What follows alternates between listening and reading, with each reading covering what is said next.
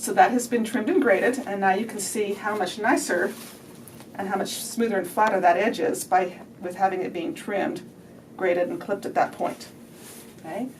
We're now going to do some pressing here. I want the collar band and the collar band facing to come up and lay flat against each other and to be the same size and the same diameter or width. And so the way to check that and to make sure that occurs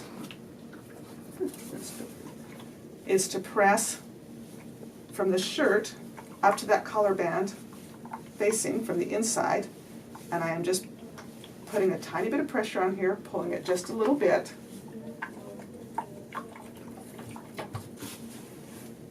Use the sleeve board.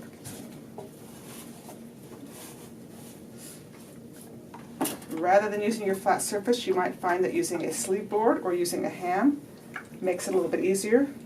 You've got a smaller surface that you're working on, which allows you to work a little bit easier with the curl or the curve that is along that neckline edge. If you set it completely out on a flat surface, it's more difficult to work with your curve, and so you'll find that putting this on a ham or putting it on a sleeve board, one of the two, will allow you to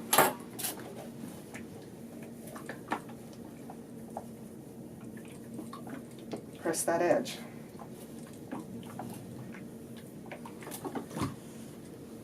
And again, I'm doing this without a press cloth so that you can see what's going on, but it is always a good idea to use a press cloth to protect your fabric, especially when you are pressing on the right side of your fabric.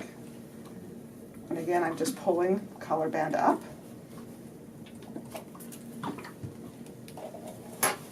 Putting that little bit of pressure to make sure that I'm defining that collar neckline, the neckline seam where the neckline is attaching to my collar band.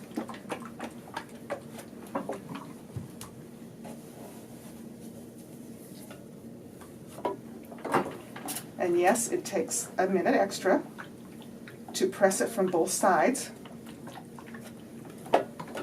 But if you don't, the side that you don't press, you will get a little bubble or a little ridge along the seam. It won't be a crisp, defined seam area. So take that little bit of extra time and actually press it from both sides.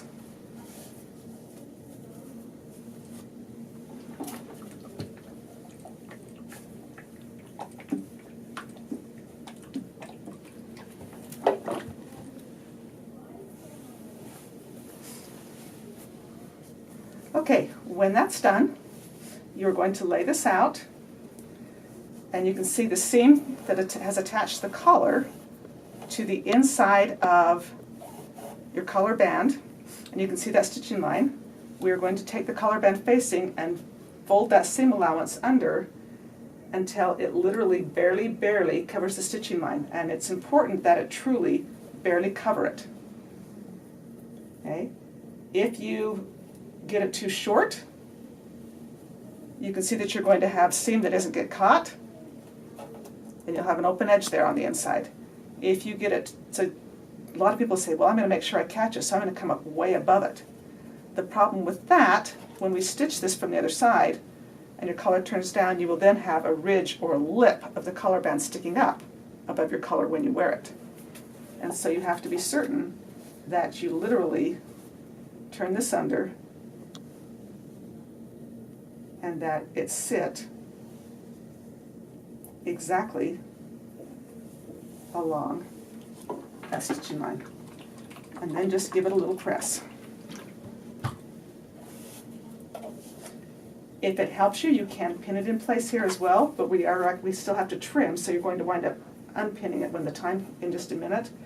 So if you can do it without pins, and it will hold in place, you can do it without pins, but if you're more comfortable and you don't want things to slip, go ahead and just put a couple of pins in it.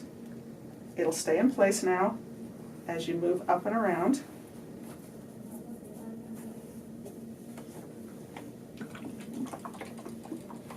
And you pin this in place.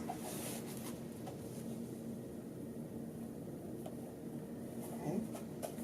Now the reason that we came up and sewed 1 inch into the collar you can see that this, where the collar attaches to my collar band, is completely enclosed and sewn with a solid stitch. And so I won't have any fraying or problem as this shirt gets worn and washed with it wearing out at that point where that's attached.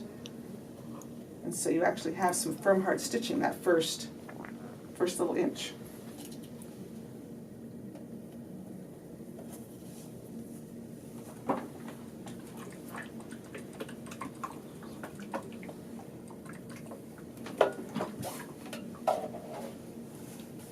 And again, you don't need lots of pins, because all I'm doing is defining my fold line. I'm pressing my fold line in.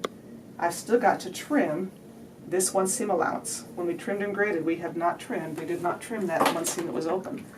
The reason that we didn't trim it down to 1/4 of an inch first before we did this is if you weren't quite accurate, you weren't stitch perfect, and you trimmed this to 1/4 of an inch, and you were off far enough that you need some of that fabric, you will not have enough fabric to turn under and to catch and to sew. And so it's kind of a stopgap protection, if you will, for you to have the entire 5/8 of an inch seam allowance there. And then when it's pressed, then you'll come back in and trim this to 1/4 of an inch when the time comes. Okay? All right.